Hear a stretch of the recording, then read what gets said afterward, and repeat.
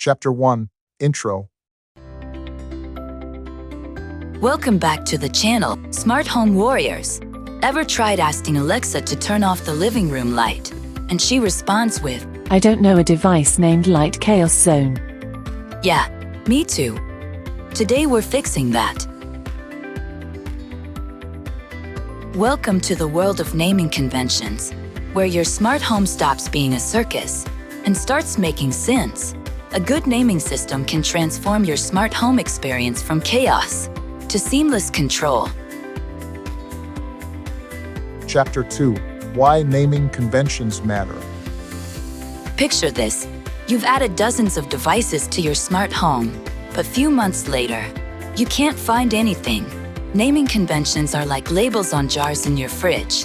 You don't want to open one thinking it's salsa, only to find prune puree. Gross, right? The same goes for your smart home. Naming conventions aren't just about looking neat. They're about functionality, searchability, and avoiding frustration. Label your stuff correctly, and you'll actually find it when you need it. Chapter 3, The Golden Rules of Naming. Meet Sasha.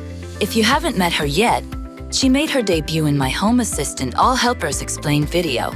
You can click the link in the top right corner now, or check it out later using the link in the description below. Sasha's here to help. I need somebody help, not just anybody. And so am I. Now let's talk about the golden rules for naming your Home Assistant devices. Be descriptive. Your device name should clearly tell you what and where they are. Light living room? Good. Camera garage? Perfect. Thingy 123? That's a recipe for a nervous breakdown. Consistency is key. Mixing kitchen light, garage camera, and box sensor is like having one foot in the metric system and one in imperial. Confusing and chaotic. And by the way, Bob doesn't even live here. Keep your naming consistent across the board. Use short, intuitive names or shortcuts. Keep it simple and easy to say and type, especially for voice commands. Your smart assistant doesn't need to hear you say, "Turn off lamp on the table by the couch in the den, please." Save yourself the breath. Be future-proof. Avoid using manufacturer names, model and serial numbers, or anything specific to just one device. Why? Because when Super Duper Light V1 bites the dust, Another one bites the dust. and you replace it with the Ultra Bright 3000, parts of your automations, scenes, dashboards, helpers, and only Home Assistant knows what else, might go kaboom. Kaboom? Yes, Rico. Kaboom.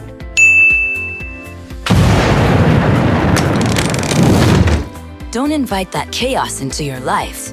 Keep it generic, like Light Kitchen Main. Learn from my mistakes, and your future self will thank you. Follow these rules and you'll have a smart home that works with you, not against you. Break them, and well, you might just find yourself starring in your own horror movie, The Night of the Living Devices. Chapter 4, Recommended Formats. Here are some tried and true naming formats. Device type, location.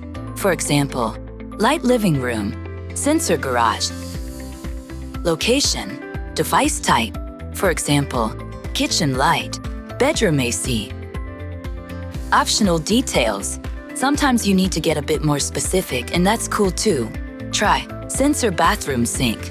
Now you know exactly which sensor is reporting when someone's sneaking extra toothpaste. Chapter 5, Tools for Organization. Want to go pro? Make a spreadsheet. Yes, I know. Spreadsheets are for accountants. But imagine knowing where every gadget is and what it's called without wasting your time or having to scream at your smart speaker. That's living the dream, folks. It'll save you valuable minutes or even hours when you need to troubleshoot or add new devices. You can download my spreadsheet. The link is in the description, with all the details in the next chapter. Chapter 6, The Next Chapter. Alright, if you're serious about organizing your smart home, you'll need a trusty sidekick. Behold my spreadsheet. Yes, it's more thrilling than it sounds. You can find the link in the description below. Download it, tweak it, and make it your own. It's like the Swiss Army knife of smart home management, without the sharp bits. Once you click the link, the Excel document should open in your browser. Click File from the top menu, then Download, and choose Microsoft Excel. Within seconds, it will be in your Downloads folder. When you open it for the first time, you'll likely need to enable editing to make changes. This spreadsheet comes with 2 tabs, both protected, because we all have those oops moments. No worries though. Just unprotect the sheet if needed. No password required. This isn't Fort Knox, folks. For those of you who are Excel wizards, dive right in. But if Excel feels more like a foreign language, fear not. I'll guide you through setting up the Config tab and making this spreadsheet work for you. It's pre-filled with some example data to show you the ropes. With this spreadsheet, you can track all devices in your smart home environment and generate consistent device names. It builds names from up to 6 sections.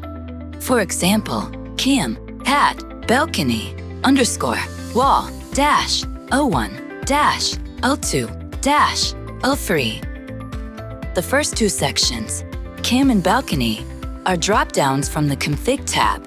The rest, while L1, L2, L3, are simple labels added in the Devices tab. And you can customize those lovely bridges between sections, like get, underscore, or dash, because why not add a bit of flair? Since all my smart home devices have an assigned area, I use location as the second part of the name with the device type as the first. Modify the drop-down lists as you see fit. Maybe swap device type and location, or create your own categories. Remember to work inside the tables, as the list includes all table rows. When adding or removing items, mark both cells in the same row inside the table and delete or insert new ones. Always choose Shift Cells Down or Shift Cells Up to keep it functional. When you're done, remember to protect the sheet again. Nobody likes accidental deletions. Now the piece de resistance. Color codes. Each device is color-coded by user. Helpers in one color, and devices in another, and repeaters in yet another. It's like a rainbow of smart home organization. You'll know at a glance what each device's function is in your network. Genius, right? In the Devices tab, the first column is a freebie. Use it however you like. Columns B and C pull from the Config tab, and the rest are extra labels. The last column, I, is for any additional info you might need. The magic happens in column H, where your perfect device name is created. Just copy-paste it into HomeAssistant, and you're all set.